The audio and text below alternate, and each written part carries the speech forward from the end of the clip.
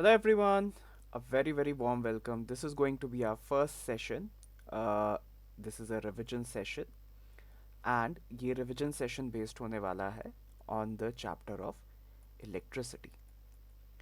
On the chapter electricity, right? तो electricity के कुछ fundamentals हैं that we need to learn first. Let us start with that.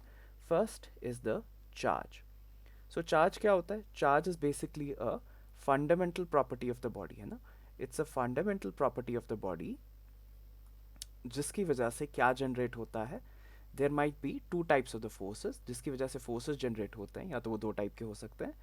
It can be attractive forces और force of attraction और force of repulsion. तो दो में से एक हो सकता है, राइट.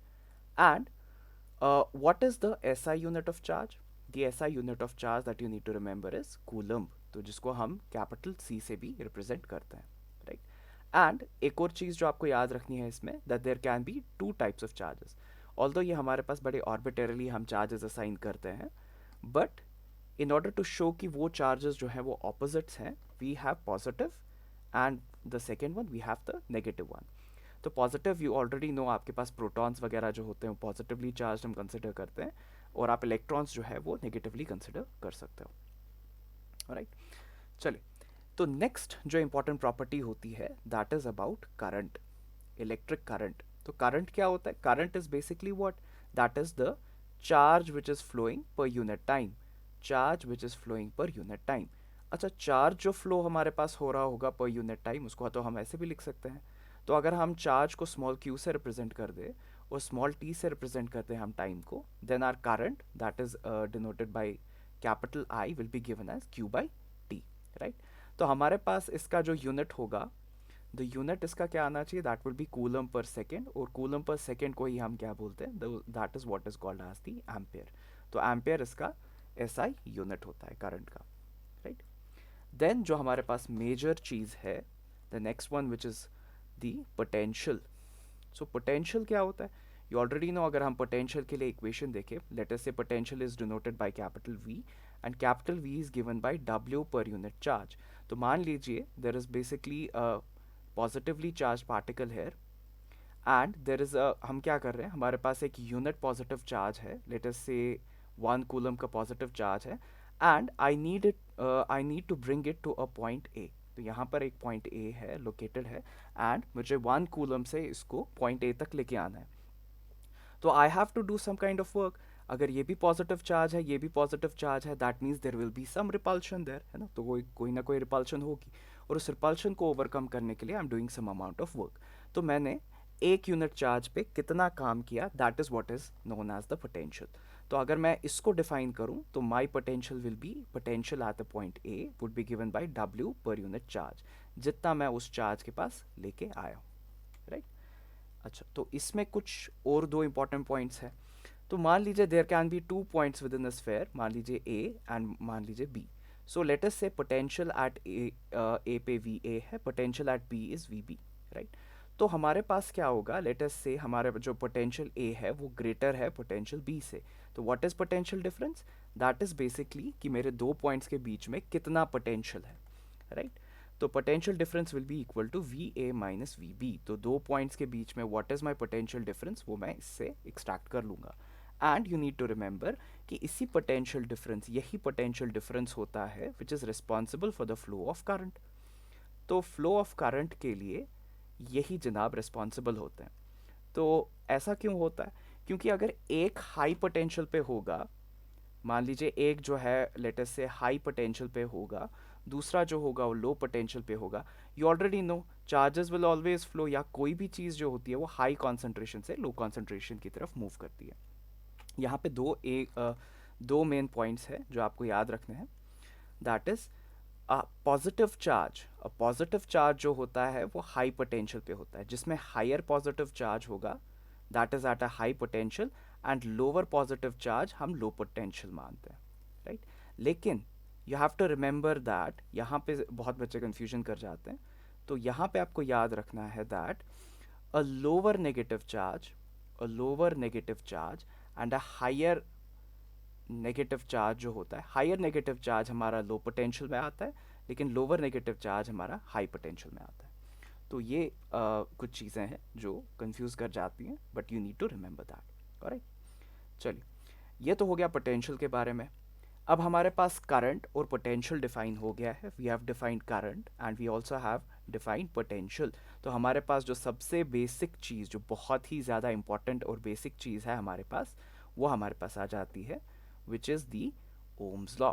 तो ओम्स लॉ से हमारे पास एक और बहुत ही ज़्यादा इंपॉर्टेंट चीज़ आ जाती है विद इन अ सर्किट। तो ओम्स लॉ में, तो ओम ने क्या देखा, व्हाट ही सेड वाज कि अगर आप एक ग्राफ एक्सट्रैक्ट कर लोगे बिटवीन द पोटेंशियल डिफरेंस, अगर आपने एक ग्राफ एक्सट्रैक्ट कर लिया है बिटवीन, यहाँ से पोटेंशियल डिफरेंस रखा है, यहाँ से करंट रखा है, देन इफ़ यू अगर आप इनके बीच में ग्राफ प्लॉट करोगे तो आपको एक स्ट्रेट लाइन अचीव होगी। स्ट्रेट लाइन कब अचीव होगी? When v is directly proportional to i। This is the Ohm's law. लेकिन अब हम यहाँ पे थोड़ी सी मॉडिफिकेशन करते हैं। सी, प्रोपोर्शनलिटी साइन हटाने के लिए you need to introduce a constant. तो आपको एक कांस्टेंट इंट्रोड्यूस करने की बहुत ज़्यादा नेसेसिटी होती है। तो हम यहाँ पे जो कांस्टेंट इंट्रोड्यूस करेंगे that will be v is equal to I into R, right. और यहाँ पे हमने जो कांस्टेंट इंट्रोड्यूस किया that is resistance, that is called as resistance. और रेजिस्टेंस क्या होता है? What is resistance? This is the opposition of to the flow of current. तो हमारे पास जो आ रहा है हमारे पास current, opposition to the flow of current, right. Opposition to the flow of current, बहुत सिंपल है। हमारे पास opposition to the flow of current होगा।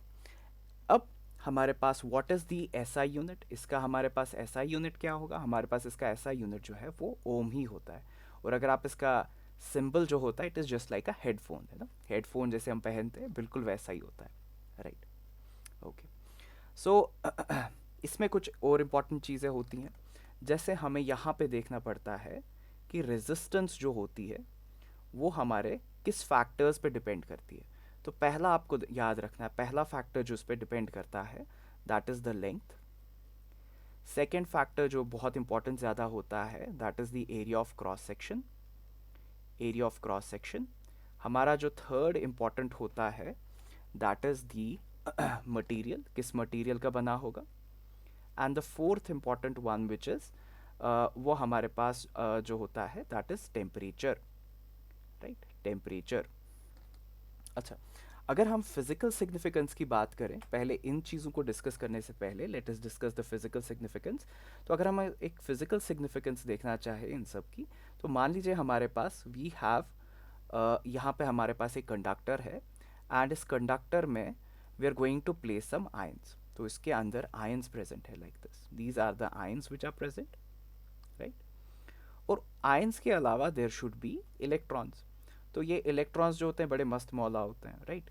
बिफोर कि हमने कोई पोटेंशियल डिफरेंस अप्लाई किया हुआ है, and let me tell you हमारे पास जो है सर्किट में कौन पोटेंशियल डिफरेंस इंट्रोड्यूस करता है जिसकी वजह से करंट फ्लो होती है? Yes, I know all of you should know the answer, that is the battery. एक बैटरी ऑपरेट करके इसमें सर्किट के अंदर करंट जनरेट करती है, राइट।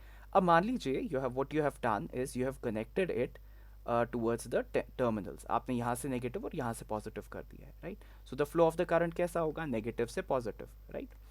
तो हमारे पास यहाँ पे क्या होता है, अब जब इलेक्ट्रॉन्स यहाँ से मूव कर रहे हैं तो इलेक्ट्रॉन्स की जो मोशन है वो स्मूथ नहीं होगी, that is they will start to collide with the ions, है ना। ये आयंस के साथ कोलाइड होना स्टार्ट करेंगे, और उन आयंस के साथ कोलाइड होने की वजह से दो चीज़ें होंगी, दे विल लूज एनर्जी। पहली बात तो वो लूज करेंगे एनर्जी, और दूसरी बात ये कि वहाँ पे हीट जनरेट हो जाएगी, राइट। हीट जनरेट हो जाएगी। अभी ये जो हीट जनरेट का है ये हमारे को इससे आगे काम करना है, but they will lose energy. और इसकी वजह से क्या होगा, इनके इनको जो मूव करने में है there is a opposition to the flow, and this is the opposition to the flow जिसको हम रेजिस्टेंस में कंसिडर करते हैं, राइट। तो चलते हैं टुवर्ड्स द लेंथ। अगर आप लेंथ को एनालाइज करोगे, हम देखते हैं कि अगर लेंथ बढ़ती है तो रेजिस्टेंस भी बढ़ती है। दूसरे वाले केस के लिए अगर आपके पास area of cross section increase होता है तो रेजिस्टेंस रिड्यूस होती है, राइट। तो हम कहेंगे इन्वर्सली रिलेटेड। हमारे पास जो मटेरियल के लिए होता है, मटेरियल को हमारे पास एक कांस्टेंट पे डिपेंड करता है, उसको हम बोलते हैं रेजिस्टिविटी, राइट। और हमारे पास जो टेम्परेचर की कंसिडरेशंस है, क्योंकि क्या होता है टेम्परेचर की वजह से जो है ions begin to vibrate about their mean position, है ना। तो ये बिल्कुल वाइब्रेट करने लगते हैं लाइक दिस। और जब वाइब्रेट करने लगेंगे बहुत ज़्यादा फ्रीक्वेंसी से, तो नंबर ऑफ कॉलिजन्स जो है वो इंक्रीज हो सकते हैं। हो सकते क्या है, हो ही जाएंगे, right. Number of collisions increase, तो इसका मतलब है टेम्परेचर इंक्रीज करने से आपकी रेजिस्टेंस भी इंक्रीज हो जाएगी। That is the main point. अच्छा, यहाँ पे अब अगर हमें रेजिस्टिविटी को डिफाइन करना है, तो हम रेजिस्टिविटी को ले जाएंगे, R is directly proportional to L by A. तो हम कैसे इसको दिखाएंगे, that is R is equal to rho times of L by A. अभी यहाँ पर हमने कांस्टेंट को प्रोपोर्शनलिटी साइन को हटा के एक कांस्टेंट इंट्रोड्यूस कर दिया है, right. This is the equation that we need. और हमारे पास ये क्या है, this is called as resistivity. और ये रेजिस्टिविटी जो है, जो मैंने आपको बताया था, दैट द मटेरियल प्रॉपर्टी जो है वो रेजिस्टिविटी एक्सप्लेन करती है। It is the resistivity. और ये हर मटेरियल के लिए चेंज होती रहती है, हर मटेरियल के लिए स्पेसिफिक होती है, राइट। अगर आप मटेरियल चेंज करोगे तो रेजिस्टिविटी भी चेंज हो जाएगी। And what is the unit of resistivity, अगर आप इसको फर्दर एनालाइज करेंगे इस इक्वेशन को, then you will get it as R into A by small l. तो हमारे पास क्या आ जाएगा, इसका यूनिट जो होगा, ऐसा unit, that will be ohm metre, right. हाँ, तो दो और चीज़ें हैं जो मैं आपको यहाँ पे समराइज करना चाहता हूँ यहाँ पे आपके लिए। दैट इज़ कि हमारे पास एक तो था रेजिस्टेंस, राइट। रेजिस्टेंस का जो ऑपोजिट होता है, we are taking opposites in this case, right, उसका ऑपोजिट होता है कंडक्टेंस। रेजिस्टेंस का ऑपोजिट जो होता है वो कंडक्टेंस होता है। And resistivity, if you are talking about resistivity, और रेजिस्टिविटी का जो हमारा जो ऑपोजिट होता है, that is conductivity. Conductivity, right. और इसका हमारे पास क्या होता है, ये होता है मोह। मोह इसका यूनिट होता है, विच इज़ द ओम का बिल्कुल ऑपोजिट, राइट। चलिए, नेक्स्ट हम देखेंगे, हाँ, इसका जो होता है दैट इज ओम मीटर का होल का inverse, right. And this is, अगर आप इसको रिप्रेजेंट करना चाहोगे, it is just like o minus raise पर -1। तो ये बिल्कुल याद रखें that these are the opposites of each other, right. Specific definition आपको यहीं से एक्सट्रैक्ट हो जाएगी, राइट। तो हम नेक्स्ट चलते हैं, जहाँ पे हमें अब डिस्क्राइब करना है what are the different types of arrangements जिसमें हम जो है वो रेजिस्टेंसेस को अरेंज कर सकते हैं। So what are the different types of arrangements, दो मेन अरेंजमेंट्स हैं, दो ही अरेंजमेंट्स हैं।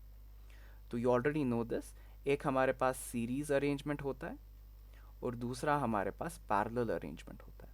सो we have two, series and parallel. तो अगर आप सीरीज और पैरेलल को डिफाइन करना चाहोगे and you want to figure this out, बहुत ही सिंपल है। लेटेस्ट हम इसको यहीं पे डिफरेंस भी कर देते हैं और इसको बिल्कुल शॉर्ट फॉर्म में पढ़ लेंगे, राइट। तो पहले वाले केस के लिए लेटेस्ट से हमारे पास सीरीज़ का कॉम्बिनेशन है, यहाँ पे हमारे पास सीरीज़ का कॉम्बिनेशन है और यहाँ पे हमारे पास पैरेलल का कॉम्बिनेशन है।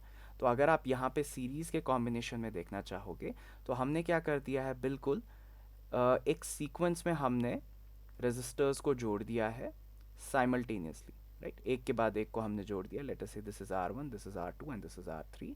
और हमारे पास जो है यहाँ पे इस तरीके से हमने सर्किट को जोड़ दिया है दैट हमारे जो एंड पॉइंट्स हैं वो सेम रहेंगे, right. This is the like it. तो ये हमारे पास R1, यहाँ पे R2 एंड यहाँ पे R3। So this is parallel and this is series. तो यहाँ पे एक पॉइंट आप याद रखोगे, जो हमारे पास दो मेन पॉइंट्स होते हैं, इसमें जो हमारे पास है करंट सेम रहती है, द करंट रिमेन सेम, लेकिन इसमें हमारे पास वोल्टेज सेम रहती है, वोल्टेज इज सेम, राइट। और यहाँ पर हमारे पास जो होता है, जो पोटेंशियल, टोटल पोटेंशियल होता है, that is equal to the sum of the potential drops, that is IR1 plus IR2 plus IR3। यहाँ पे ये हमारे पास इक्वेशन एक्सट्रैक्ट हो जाती है। ऑन द कॉन्ट्ररी, अगर हम यहाँ पे देखेंगे, तो यहाँ पे हमारे पास करंट जो होती है इंडिविजुअल रेजिस्टर्स में अलग अलग जाती है and it depends upon the resistors, right. तो हमारे पास I जो हो जाएगा, that will be equal to I1 plus I2 plus I3, right. ऐसे हम लिख सकते हैं। और यहाँ पे आप इसको फर्दर ऐसे भी लिख सकते हो, V1 plus V2 plus V3। This is also one more form of writing this. दोनों में सेम है, बट हमने सिर्फ ओम्स लॉ से रिप्रेजेंटेशन चेंज कर दिया, राइट। तो ये तो दो चीज़ें हो गई। अब हमारे पास इक्वलेंट रेजिस्टेंस कैसे निकालेंगे? इसमें सीरीज़ में हमारा इक्वलेंट रेजिस्टेंस जो होता है that is R1 plus R2 plus R3, ये हमारा इक्वलेंट रेजिस्टेंस होता है।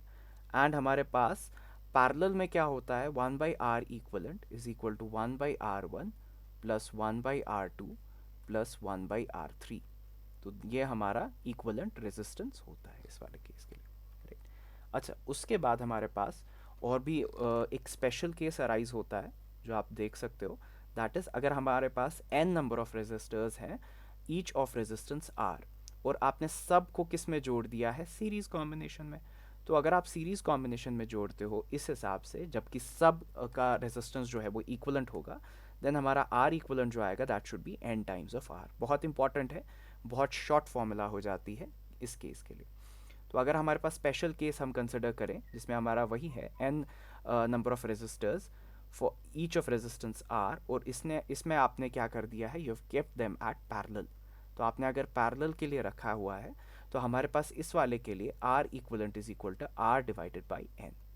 तो आप यहाँ से भी देख सकते हो कि अगर आप सीरीज कॉम्बिनेशन में जोड़ रहे हो then you are increasing the resistor, है ना, आप रेजिस्टेंस को इंक्रीज कर रहे हो। तो अगर पैरेलल होगा, पैरेलल में you are decreasing the resistance. तो कभी कभी शॉर्ट फॉर्म में क्वेश्चन भी आ सकता है दैट अगर आपको इंक्रीज करना है रेजिस्टर्स तो आप सीरीज कॉम्बिनेशन में जाएंगे, अगर आपको डिक्रीज करना है तो आप पैरेलल कॉम्बिनेशन में जाएंगे, राइट। तो एक छोटा सा फॉर्म ऑफ क्वेश्चन आपको यहाँ से भी मिल सकता है। ऑलराइट, तो नेक्स्ट देख लेते हैं। तो हमारे पास जो है हाँ जी, तो हमारे पास जो नेक्स्ट हमें पढ़ना है that is about the electrical power. तो इलेक्ट्रिकल पावर की हम बात कर लेते हैं, not electrical power, electrical energy के बारे में हम पहले बात कर लेते हैं। इलेक्ट्रिकल एनर्जी के बारे में हम बात कर लेते हैं पहले। तो इलेक्ट्रिकल एनर्जी से रिलेटेड जैसे हमने वहाँ पे बात की थी पहले, जहाँ पे हीट डेसिपेट हुई थी, दिस वन, जहाँ पे मैंने कहा था ये हमें बाद में पढ़ना है, उसको लेके अब हम आते हैं और इलेक्ट्रिकल कंडक्टिविटी, इलेक्ट्रिकल एनर्जी में हम एनालाइज करते हैं। तो फिर से वही डायग्राम देख लेते हैं, बहुत ही सिंपल है, वही डायग्राम देख लेते हैं। हमारे पास ये कंडक्टर है और आपने इस कंडक्टर के लिए क्या किया है दैट आपने इस यहाँ से नेगेटिव और यहाँ से पॉजिटिव टर्मिनल्स में जोड़ दिया है, और सारे आपके जो इलेक्ट्रॉन्स हैं, तो आपके सारे जो इलेक्ट्रॉन्स हैं वो एक मोशन में मूव करने लगेंगे like this from negative to positive, right. तो मान लीजिए ये हमारे पास आयंस है, तो वही हो रहा है जो हमने पहले देखा था, दैट इज़ कि हमारे पास जो हो रहे हैं कॉलिजन्स हो रहे हैं, और कॉलिजन्स की वजह से क्या हो रहा है? Loss in energy. पहली बात है लॉस इन एनर्जी। तो अगर लॉस इन एनर्जी हो रही है तो इलेक्ट्रॉन्स तो आके एक जगह पे स्टॉप होने चाहिए, लेकिन उनको क्या होता है, वो कभी स्टॉप नहीं करते हैं, बिकॉज उनको जो लॉस हो गई energy that is supplied by the battery. यानी उन पे जो है बैटरी एक और काम करती है उन पे, and it supplies them with the lost energy. और ये लॉस्ट एनर्जी आपको किस फॉर्म में लूज होती है? In the form of heat. तो आपको तो ये देखना चाहिए ये first portion, second portion and the third portion, ये तीनों तो सेम होंगे, है ना। तो therefore that is why we put it as the work done by the battery is equal to the heat generated. और ये किसके बराबर होना चाहिए? अगर आपको पहले का याद होगा that is v is equal to W by Q हमने किया था, तो इससे हम कह सकते हैं that w is equal to v multiplied by Q. बहुत ही सिंपल है, वही हमने यहाँ पे पुट कर दिया, तो ये दोनों तो सारे बराबर होंगे, करेक्ट। अच्छा, अब यहाँ पे हम इसको और मॉडिफाई कर लेते हैं, थोड़ा सा मॉडिफिकेशन की ज़रूरत है। हीट को हमने क्या कर दिया है? v multiplied by Q, divide भी कर दो t से, मल्टीप्लाई भी कर दो t से। तो हमारे पास we already know Q by T हमने एक्सट्रैक्ट किया था एज करंट, तो हम इसको क्या कर सकते हैं? V is equal to sorry H is equal to V into I into T. तो बहुत ही इंपॉर्टेंट हो जाता है ये इक्वेशन। अगर हम इसमें ओम्स लॉ से V is equal to I और R पुट कर दें फ्रॉम दी ओम्स लॉ, तो we get that heat is equal to I square into R into T. और ये अगर आपको याद होगा, this is what is refer to as the Joule's law of heating. यही तो हमारा जूल्स लॉ ऑफ हीटिंग है कि नहीं? इसका मतलब है जितना आप रेजिस्टेंस को इंक्रीज कर दोगे उतना ही आपका हीट भी इंक्रीज हो जाएगा। अगर आप आई जो है करंट को इंक्रीज करते हो तो जो है हीट भी इंक्रीज होती है और आई के स्क्वायर टाइम्स इंक्रीज होती है, है ना। और अगर आप अमाउंट ऑफ टाइम इंक्रीज करते हो जब तक कि करंट उससे फ्लो होता है, तब भी जाके हीट जो है आपकी इम्प्रूव हो जाएगी या इंक्रीज हो जाएगी। तो अगर आपको याद होगा, ये वाली एप्लीकेशन जो खासकर है, that is heat increases with the increase in resistance. ये हम बहुत सारी चीज़ों में इस्तेमाल करते हैं, या सारे हीटिंग इक्विपमेंट्स में यही यूज़ होता है। जैसे गीज़र्स में यूज़ होता है, आपके आयरन्स में यही यूज़ होता है, राइट। उन सब में यही चीज़ यूज़ होती है, that is very very important. तो उसमें जूल्स लॉ ऑफ हीटिंग का ही इस्तेमाल होता है, राइट। हाँ जी। तुम राइट, एक्सलेंट।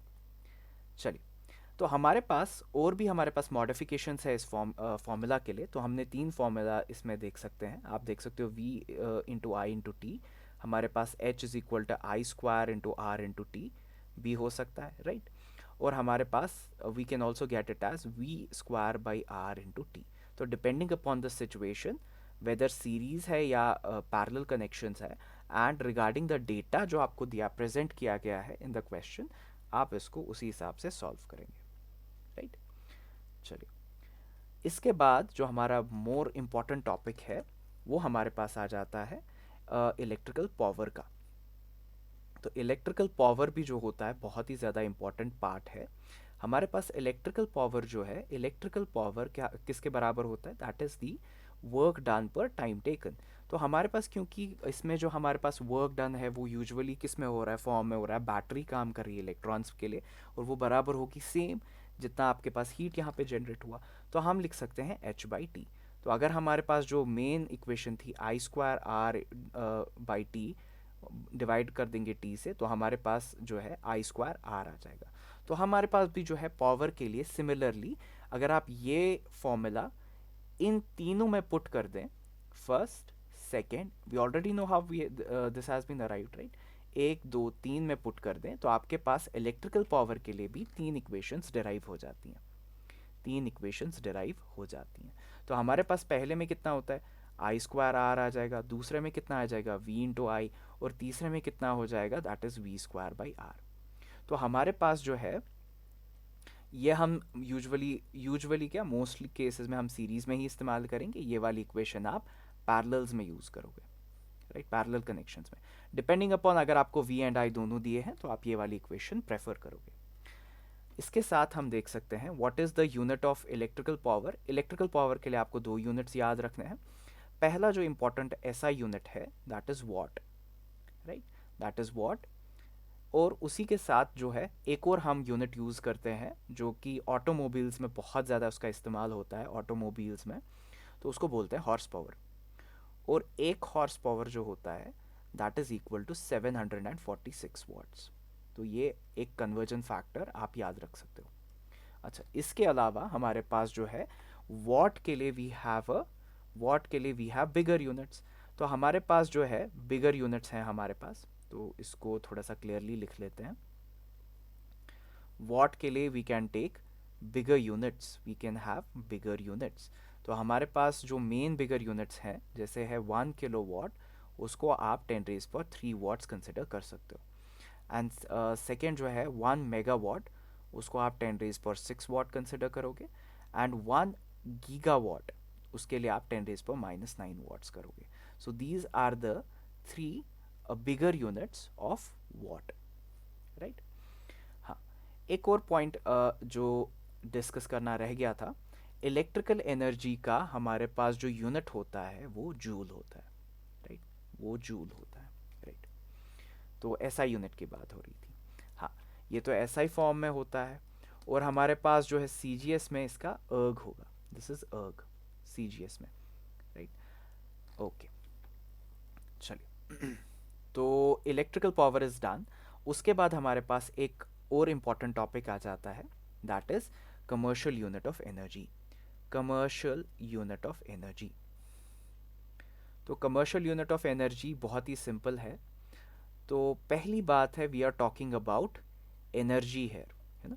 तो क्या होता है कि अगर आपके पास मान लीजिए आप जो है हमारे पास जो वर्क डन होता है, वर्क डन जो होता है या एनर्जी जो कंज्यूम हो गई, that should be equal to power into time. Simple, हम what work done per unit time equal to power से हम इसको इक्वेट करके लेके आ रहे हैं। तो अगर आप इसके अकॉर्डिंग देखोगे व्हाट इज़ द यूनिट है, इसके अकॉर्डिंग आपका वॉट सेकेंड यूनिट आ जाएगा, राइट। बट वॉट सेकेंड अगर आप कैलकुलेट करने बैठ गए, मान लीजिए हमारे पास if we have a 100,000 watt appliance, उसको आप जो है दिन में 12 घंटे यूज़ कर रहे हो, and you are using it for a month, month में मान लीजिए 30 डेज है, तो this is a lot of energy, है ना। हमारे पास जो आपका यूनिट आ जाएगा बहुत बड़ा आ जाएगा, है ना। देर will be a lot of zeros. तो इस तरीके से हम एक्सप्रेस नहीं करते हैं, बिकॉज वॉट सेकेंड जो है इट्स अ स्मॉलर यूनिट। और आपको पता होना चाहिए यही वॉट सेकेंड हमारे पास जूल के बराबर होता है, right. This is equal to 1 joule, but watt second is a very small unit. तो हम क्या करते हैं, कमर्शियल यूनिट ऑफ एनर्जी जो है उसको हम एक बड़ा यूनिट में डिफाइन करते हैं, that is kilo watt hour. और 1 किलो वॉट आर जो है दैट इज इक्वल टू, ये याद रखना है, 3.6 इंटू 10 रेज पावर 6 जूल्स, और 3.6 into 10 raise power 6 watt second के बराबर होता है। It's a very small factor, I mean हाँ, कन्वर्जन के लिए आपको ये याद रखना है, it's a very small point, and conversion के लिए आप ये याद रखोगे, राइट। और यही होता है, फॉर एग्जाम्पल आपके पास जो इलेक्ट्रिसिटी बिल आती है दैट इज़ 200 यूनिट्स, है ना। तो that means you for that month आप लोगों ने 200 किलोवाट आवर ऑफ एनर्जी जो है वो उस महीने में कंज्यूम की है, right. So this is about the commercial unit of energy. तो इसके साथ हम दो और मेन पॉइंट्स हम डिस्कस करेंगे, जिसमें हमें कुछ टाइप के कंडक्टर्स जो होते हैं उनके बारे में डिस्कस करेंगे।